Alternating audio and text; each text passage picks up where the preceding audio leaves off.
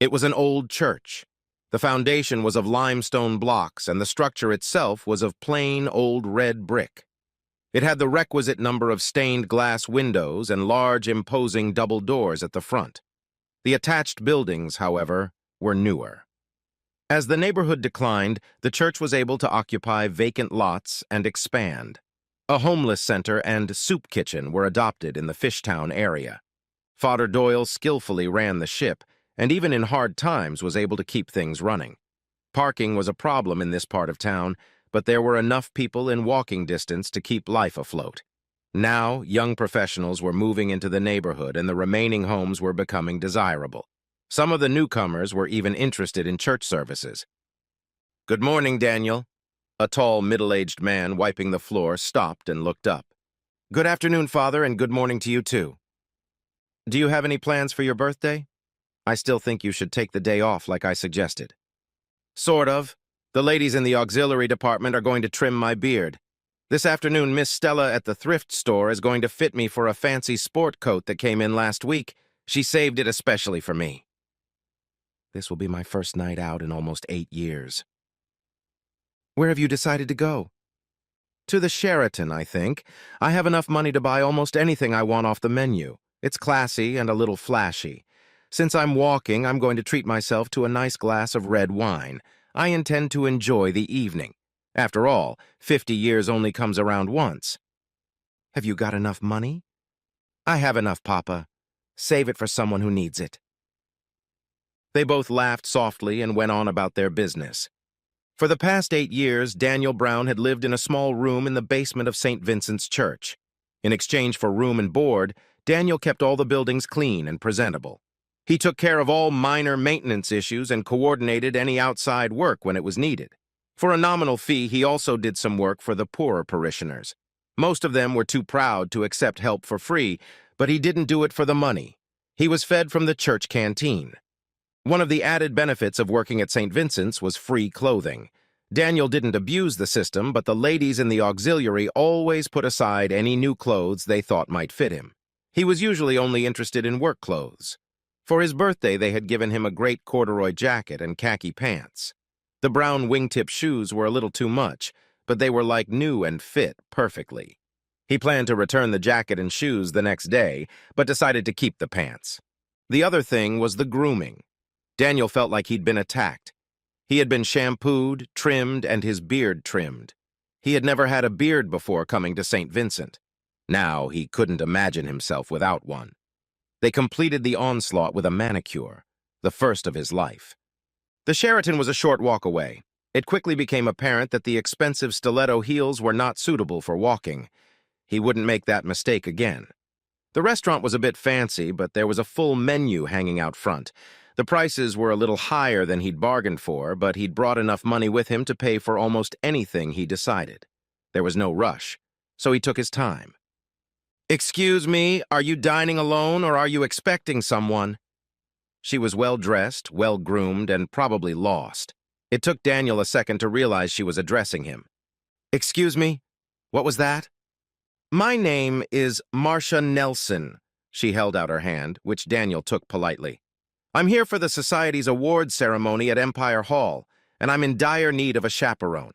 I responded to the invitation, and I don't have a chaperone. The meal has already been paid for, so all you have to do is sit with me and listen to some boring speeches. I would be most grateful. No strings attached? No. What else do I have to do? Just act nice and congenial and try to look like we're a couple. It'll help if you look like you like it. Daniel cast one last wistful glance at the restaurant menu, turned and sighed. "Okay, I think I can do that. My name is Daniel. Daniel Brown." Marcia Nelson took his hand and they walked toward Empire Hall. "Thank you." The evening didn't go as expected. He never told Marcia it was his birthday. He recognized a few people who attended the evening because they were regulars at St. Vincent S. No one had any idea who he was. He blended in and spoke. Marcia was very happy. For the first time in almost 8 years, he felt normal. It was a good feeling. The food wasn't what he expected, but it was free, and the company made it so much better. He missed the companionship of women. Marcia gave him a ride to the church. She didn't question the strange location.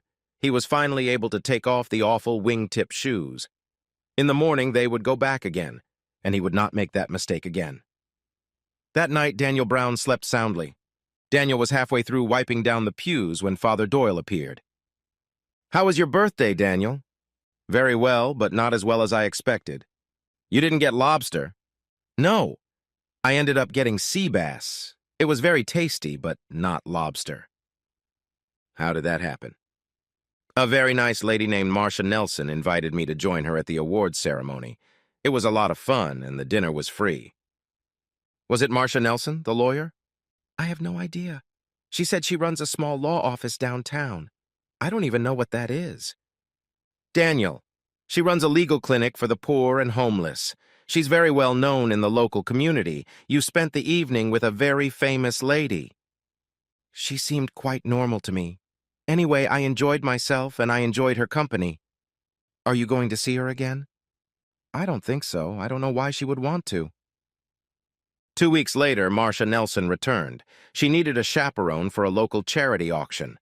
Instead of approaching me, she asked Father Doyle if I was available. He found this quite amusing and continued to tease me for several weeks. She looked a little embarrassed when he told her about my situation. We had dinner at a small local restaurant before the event, and she insisted that I explain everything to her. About 8 years ago, I was living in Westchester with my wife, Caroline. The week before, our daughter, Claire, had left for college. We were just starting our lives as empty parents, or so I thought. "Claire was your only child?" "Yes.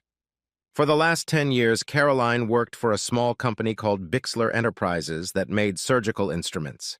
I, on the other hand, have worked for Prospective National Insurance as an actuary for the last 20 years.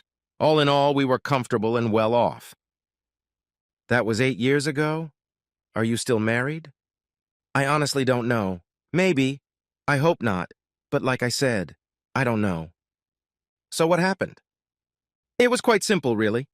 I came home from work one Friday night and Caroline informed me that she was going to spend the weekend in the Pocono Mountains with her boss, Carl Bixler. There was no discussion, no explanation, nothing. I didn't ask and she didn't volunteer." "Did this happen all the time?" "I have no idea. All I know is that he's married, has 2 kids, and is at least 15 years older than Caroline. I wasn't angry, just confused. I sat quietly, and 10 minutes later she was gone." "That's it?" "Well, sort of. The next day I took care of a few personal matters and then I left. A week later I was already working for Father Doyle at St. Vincent S. "You didn't take anything with you?" "Not exactly. Are you ready to go to the auction?" "I guess so, but I'd prefer you explain things better to me, maybe later on, okay?" "Okay." The auction was fun. It featured mostly local arts and crafts, some antiques, and gift cards from local merchants. Marcia bid on a painting by a local artist. It seemed a bit amateurish to me, but she said such a painting would look good in her office. I think it was an expression of community support. Before taking me to the church, Marcia asked one more question. "Did you contact your daughter after you left?" "I called Claire the next day. After I explained everything to her, she said I was overreacting. I didn't argue with her, but I haven't spoken to her since then either." Marcia didn't say anything.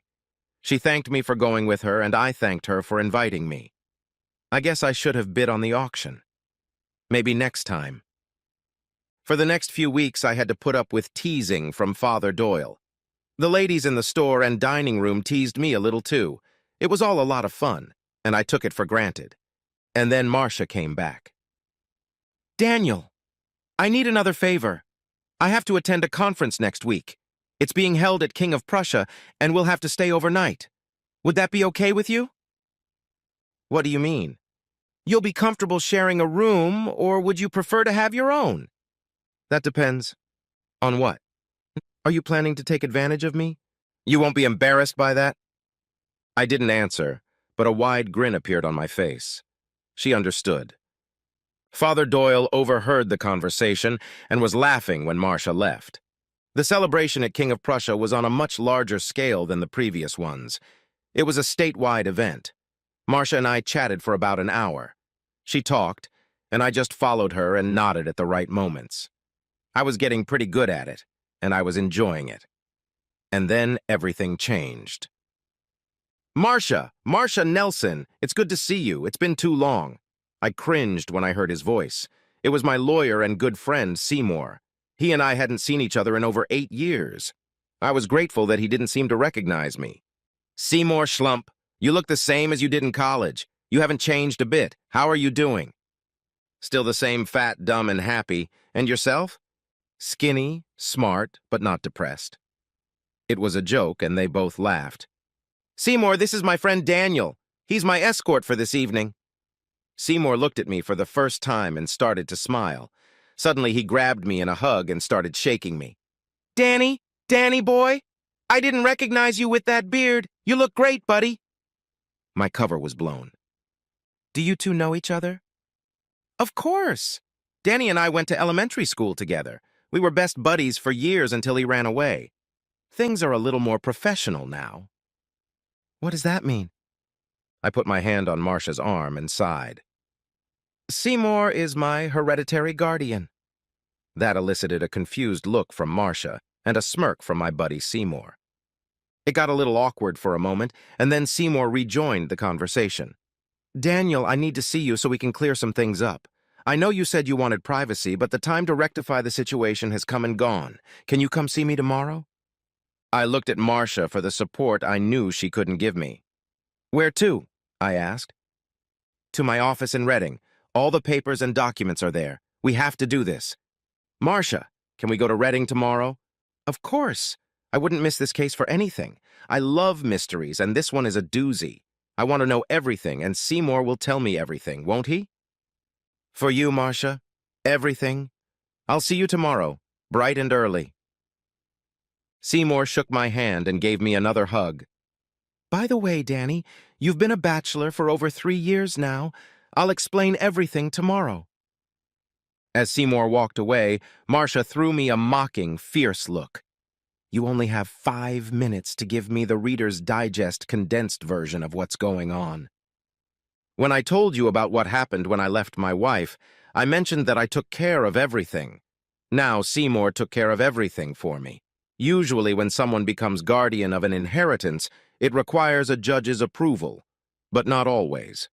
Since I was healthy and mentally competent, Seymour was able to handle everything without court approval. I signed a bunch of different powers of attorney as well as many other legal documents.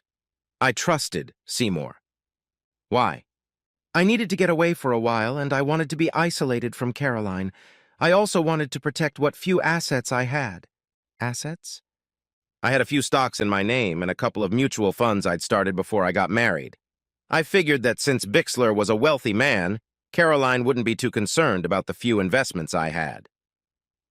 Good. May I change the subject now? I'd like to. Since you are now single, how would you feel about changing our room to one with a king-size bed? Are you trying to seduce me? Absolutely. Seymour was already waiting for us when we arrived early in the morning. There was a whole pile of papers spread out on the meeting table, and there was even a secretary. He seemed well organized for the meeting, which was completely out of character for him if you knew Seymour. Caroline divorced me almost 3 years ago because I left her. Since Bixler was very rich, she wanted nothing from the divorce. Seymour tried to talk her into selling the house as a condition of the divorce, but she refused. She said let him go back to the bank, so he made her sign some papers and everything became mine. Seymour rented out the house and has been making mortgage payments in my name ever since. The tenants were more than willing to buy the house if I was willing. My guardian attorney had also filed state and federal income taxes for me for the past 8 years. The tax returns weren't too interesting, but they ensured my legitimacy. My mutual funds and stocks performed well. It automatically reinvested all dividends. I had completely forgotten about the 30 Krugerrands he was holding for me. Most of the meeting consisted of transferring everything back to me. Seymour had me sign several documents that released him from further responsibility for my property and welfare. Marcia seemed to be enjoying the whole thing. She had quite a few questions for Seymour about my ex-wife's current situation. He didn't have many answers. I told him to use one of the remaining forms of power of attorney to sell the house. The last thing he did was hand me a bill for his services for the past 8 years. Seymour wasn't cheap, but he made me far more than I needed to cover my expenses. By the time we were done, I had a big pile of paperwork and a nice check. I quietly slid them over to Marcia and smiled slightly at her. She readily grabbed them. Doyle's father had mixed feelings about my departure. On the one hand, he was happy for me, but on the other, he was sad to see me go. He already had a replacement picked out, and I agreed to make sure he was properly trained. I think you can guess where I ended up going. Marcia and I decided to live together for a while before making any permanent acquaintances. Her posh house was in an upscale Philadelphia neighborhood within walking distance of her office. I took a job processing student loans and Pell Grants at the Community College of Philadelphia. The work was not too challenging, but very enjoyable. Getting to know Marcia's family and friends was quite another matter. They were all well-educated and successful in their professions, but I had no trouble fitting in with them. Most of them were happy that Marcia had finally found a life partner. Epilogue. Carl Bixler had been diagnosed with early-stage Alzheimer's disease before his marriage to Caroline. Marcia very delicately informed his children of this. It only took a few months before they obtained an annulment of their father's marriage, and Caroline was able to take financial control. She now found herself single and unemployed. Daniel still had no contact with his daughter Claire.